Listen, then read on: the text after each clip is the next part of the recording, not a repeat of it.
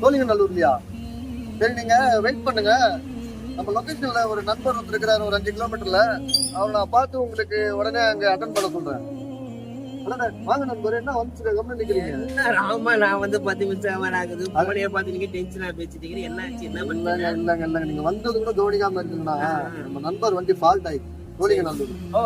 அதனால நம்மளால போக முடியாது. நம்ம சகோதரர் இன்னொருத்தர் வந்து 5 கிலோமீட்டர்ல இருக்கிறார். அவர் கால் பண்ணி அங்க போக சொல்லியிருக்காரு. எப்படி அவருக்கு வண்டி பாட்டு சொல்லிங்க, நீங்க வேற டிரைவர் அனுப்புறீங்க, நீங்க இங்க இருக்கிறீங்க, எப்படிங்க அனுப்புறீங்க? இதுதான் நண்பரு, சும்மா ரோட்ல போறவனே வண்டி டோ பண்ண மாட்டேங்கிறான், நமக்குள்ளே எவனும் ஹெல்ப் பண்ண மாட்டேங்கிறானுங்க.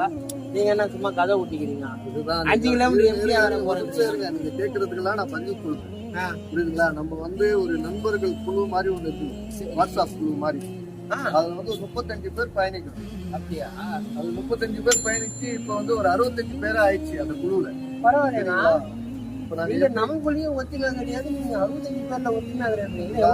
அதனாலதான் அது ஒரு ஒத்துமை. ஒருத்தர் வந்து நைட்ல ஆபத்து சொல்லும் போது அவர் ஆள் ஆப்புறதுதான் எங்களுடைய வேலை. அதுக்கு வந்து லொகேஷன் தளம் இருக்கு. அப்படியா? அந்த லொகேஷனை நாங்க அந்த 65 பேருக்கும் அந்த லொகேஷனை ஆன் பண்ண சொல்லுவோம். இப்ப நைட்ல போயிட்டு அவர் போய் இப்ப ஃபால்ட் ஆயிட்டாரு, வழியில போறவங்களெல்லாம் அவர் கூப்பிட முடியாது ஹெல்ப்புக்கு. நல்ல விஷயம் இல்ல.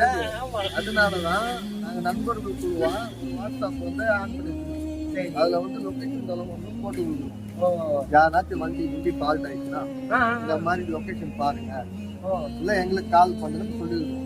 இப்போ ஒரு நண்பருக்கு அந்த மாதிரி ஆயிடுச்சு. நல்ல ஐடியா நீங்க சொல்றதுதானா?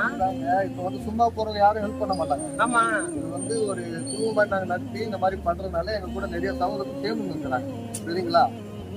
இது வந்து எங்க சங்கம் வந்து இப்ப வாட்ஸ்அப் குழுதான் இருக்குது. இது வந்து ஆண்டவன் அருள் கொடுத்தா இந்த சங்கத்தை வந்து சிறகுகள் ஆட்ட ஓட்டுநர் தொழிற்சங்கமா பதிவு பண்ண போறோம். சிறகுகள்னா எப்படி பறக்கிற மாதிரியா?